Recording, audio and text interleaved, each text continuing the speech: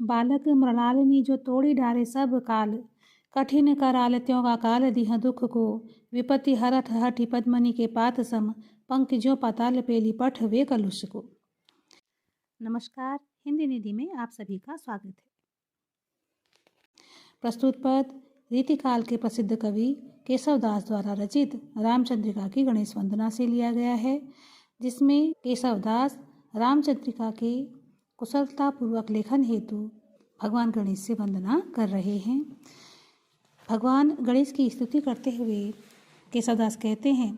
बालक मृणालिनी जो तोड़ी डाले सब काल। यहाँ पर बालक से अभिप्राय हाथी के बच्चे से है, क्योंकि भगवान गणेश को भी गजमुख कहा जाता है। उनका मुख भी हाथी के बच्चे के समान ही है, इसलिए उन्होंने यहाँ पर उनकी तुलना हाथी के बच्चे से करते हुए कहा है कि जिस प्रकार हाथी का बालक या बच्चा मृणालिनी अर्थात कमल नाल को या कमलनी को तत्काल ही तोड़ डालता है, उसको तोड़ने में उसे कोई भी मेहनत नहीं करनी पड़ती, उसी प्रकार कठिन कराल त्यो अकाल दिह दुख को, गणेश भगवान के जो भक्त हैं उनके जो कठिन दुख हैं उनको गणपति भगवान तत्काल ही दूर कर देते हैं,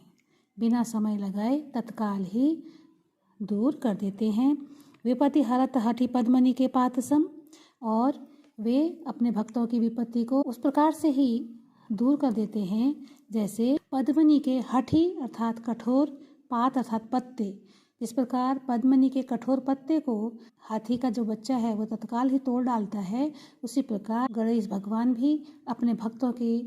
कठिन दुख को, उनकी विपत्ति को तत्क्षण ही नष्ट कर देते हैं। पंख जो पाताल पेली पठवे कलुष को, और वे अपने भक्त के जीवन के कलुष अर्थात कालिमा को, कलंक को या पापों को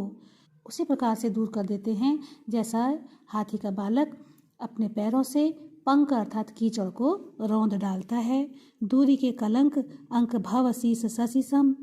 यहाँ पर केशवदास कहते हैं कि वे अपने भक्त के कलंक को उसी प्रकार से दूर कर देते हैं, या उसके भाग्य में छाए हुए, अंक का मतलब है भाग्य, भक्त के भाग्य में छाए हुए कलंक को उसी प्रकार से दूर कर देते हैं जिस प्रकार से भव अर्थात शिव ने अपने शीश में धारण करके चंद्रमा के कलंक को दूर किया था। जिस प्रकार भगवान शिव ने चंद्रमा के कलंक को उसे अपने शीश में धारण करके दूर किया था, उसी प्रकार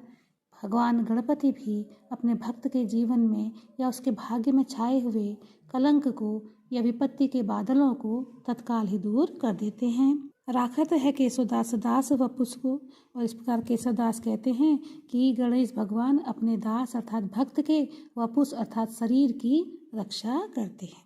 साकरे की साकरनी सन्मुख होत तोरे, जैसे ही भक्त गणेश भगवान के सन्मुख होता है या उनकी ओर भक्ति की भावना से प्रवृत्त होता है, वैसे ही वो उसके जीवन में आए हुए संकटों की जो कड़ियाँ हैं या संकटों की जंजीर को तत्काल ही तोड़ डालते। जैसे ही भक्त सांसारिकता से विमुख होकर भगवान गणपति की ओर सन्मुख होता है, वैसे ही उसके समस्त दुखों की जो जंजीर है उसको भगवान गणेश तत्काल ही तोड़ डालते हैं। और 10 मुख मुख जो वे गज मुख मुख को, इस प्रकार से गणेश भगवान की कृपा तो इतनी अधिक है कि उनकी कृपा को पाने के लिए 10 मुख भी उनके और